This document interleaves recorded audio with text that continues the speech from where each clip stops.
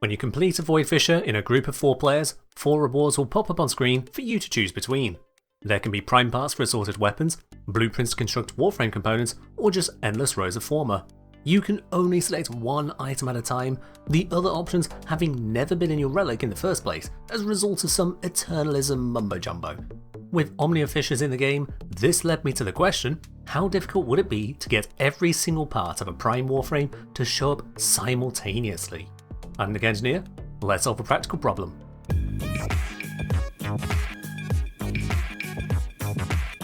If you want to see a vastly more detailed breakdown of this topic in spreadsheet form, you can see this and more through Patreon, with the link in the video description. Let's recap the basics to set the scene here. When cracking a relic, it has a selection of 6 items it may produce. Those 6 items are 3 commons, 2 uncommons, and 1 rare item. The chance of each item is determined by its rarity and by the relic's refinement level. This gives us a simple array looking like this. When it comes to getting multiple items, usually each will be considered separately. As you can only select 1 reward at a time, there's no value in having 2 good rewards on the same screen. This means farming for a whole prime Warframe or weapon is usually split across multiple fissures. Many players will use recruiting chat or similar to find other players sharing the same relic with the same refinement. However, this video isn't about such mundane activities like obtaining a prime Warframe. We're looking at achieving an Ultra Fissure, where all 4 pieces show up at the same time. Curiously enough, this has been possible for a long time with a lot of Warframes.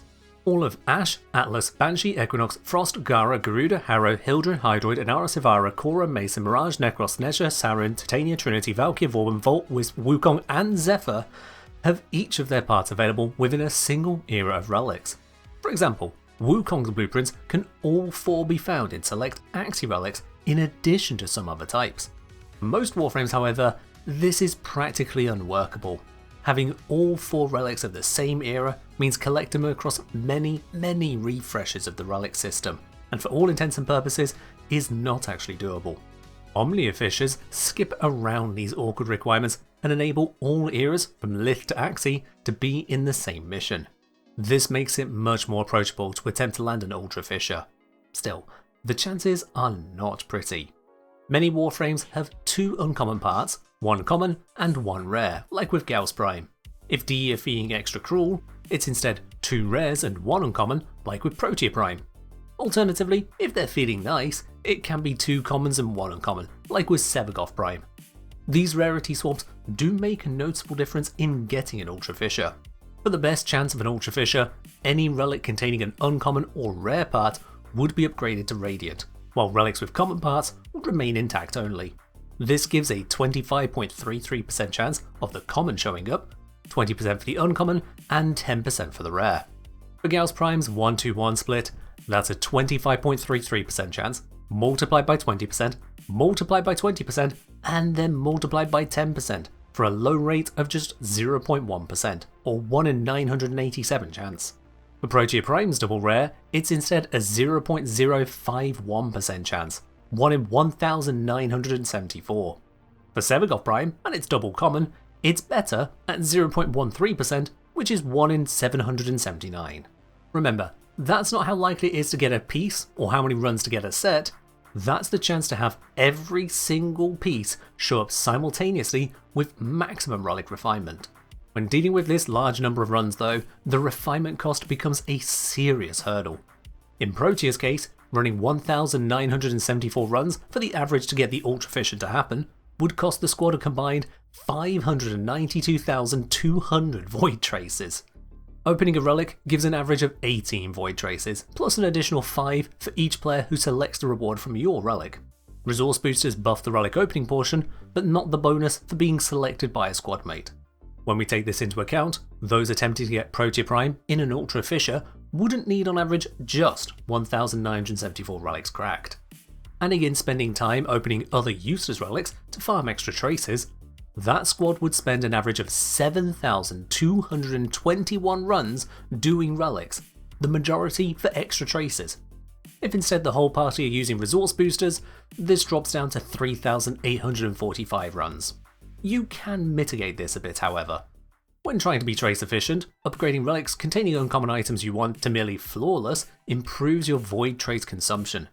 Instead of increasing the drop rate from 11% to 20% with Radiant, you increase the uncommon piece to only 17%, yet also spend half the void traces.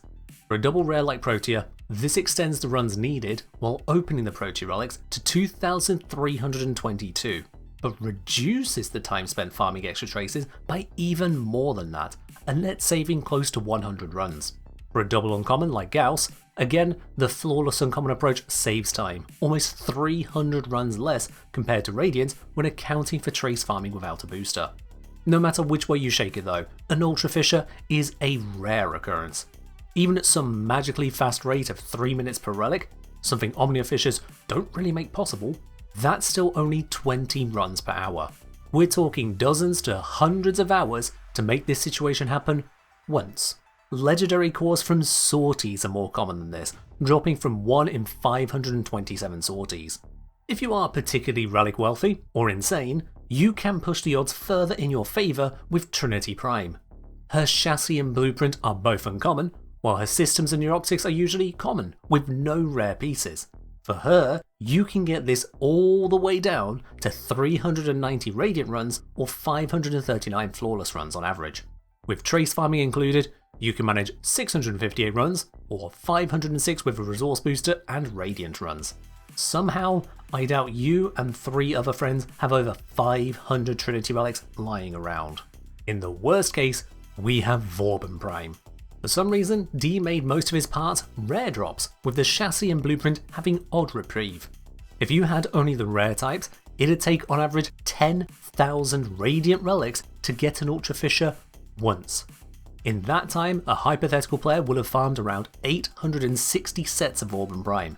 I say hypothetical because even if you somehow had the 40,000 relics across you and 3 friends, the trace farming pushing it to 25,974 average runs means someone would have called mental health services before you got halfway.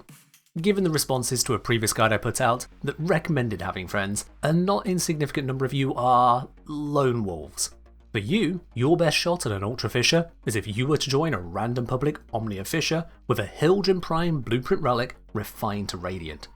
If we assume that a random lobby will be filled with perfectly randomly chosen relics, it won't. With only non-resurgent, non-vaulted, non-railjack relics, they won't. All refined to the optimal amount to get Hildren, they won't. Then it's still a less than 1 in 200,000 chance of an Ultra Fissure. Removing those convenient assumptions would easily put it at less than a 1 in a million chance when joining random lobbies. Despite all of these stupid odds, they're nothing compared to the scale of the Warframe community. I can be sure if D made it a challenge for any squad to pull it off, it'd be done within the hour.